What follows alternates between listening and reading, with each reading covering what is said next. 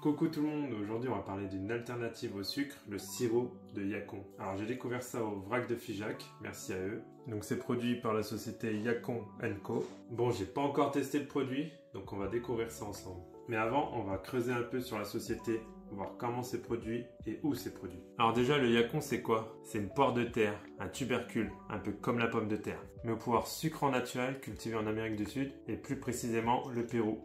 C'est encore peu connu chez nous en France, même en Europe. Si on le compare au sucre blanc, il est 2 fois moins de calories. On a 197 pour 100 grammes. Et le sucre, on est à 397 pour 100 grammes. Donc 2 fois moins. Et pour le taux de sucre, on est à 25%. 4 fois moins que le sucre blanc. Du coup, on regarde un peu l'aspect que ça a. On est vraiment sur du sirop d'érable, un peu style caramel, je trouve. C'est une belle texture en vrai. Pour l'entreprise, ce que j'ai pu trouver, c'est qu'ils ont 2 usines. Une au Pérou, où ils produisent depuis début 2025 leur propre sirop, et une en France, en Auvergne. C'est une petite équipe de 12 personnes qui collaborent avec 100 producteurs locaux. Bon voilà, maintenant, je vais préparer 4 panna cotta. Je vais en faire une au sucre, une au sirop d'érable, une au miel, et une avec notre fameux sirop Yacon. Et je vais faire une petite dégustation à l'aveugle, pour voir si vraiment on sent vraiment bien ce produit. Allez, c'est parti! Et voilà, on se retrouve avec nos 4 panna cotta. J'ai marqué les petits chiffres en dessous pour pouvoir faire le test après. Là, celui qui est foncé, on voit bien que c'est le sirop Yacon. Donc je vais faire le test à l'aveugle, comme ça je ne pourrai pas tricher avec la couleur. Donc je vais demander à madame de tout me mélanger pendant que moi je ne serai pas là. Après, j'aurai le petit bandeau sur les yeux pour faire le test à l'aveugle. Allez, c'est parti!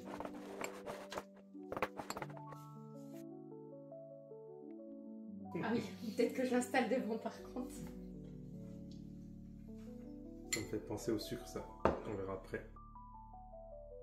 Ouais, je dirais sirop d'érable. À voir quand je vais goûter le miel. Ouais, ça, c'est le Yacon. Ah.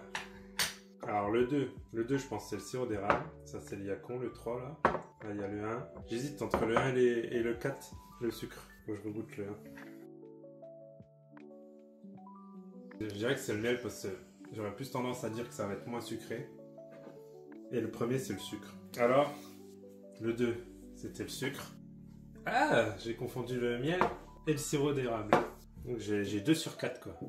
Je suis pas très bon, en fait. Je suis nul. Bon, je vais faire le même test pour madame. On va voir si elle est plus forte que moi. Les emplois partout. Produit Yacon, Okay. sucre, miel, sirop d'érable. C'est un sans faute pour madame.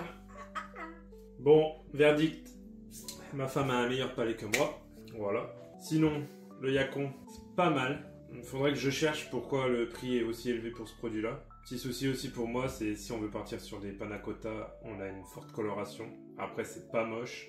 Du coup, on perd le côté blanc du panna cotta. Après, si c'est pour d'autres desserts et que la coloration, ça pose pas de problème, pourquoi pas. On sait quand même la différence comparé au sucre. Je trouve quand même c'est quand même assez proche du sirop d'érable. Après, bon, on a quand même moins de calories. On a un taux de sucre beaucoup moins élevé que dans le sucre blanc. Donc, on peut être sur une bonne alternative quand même. Donc voilà, la petite découverte de ce produit. Bon, je pense que c'est validé quand même. Juste pour moi, c'est vraiment le prix, le gros point noir. Faudra que je fasse des recherches et que je vous dise pourquoi c'est aussi élevé. Après, c'est peut-être juste que les producteurs sont bien payés.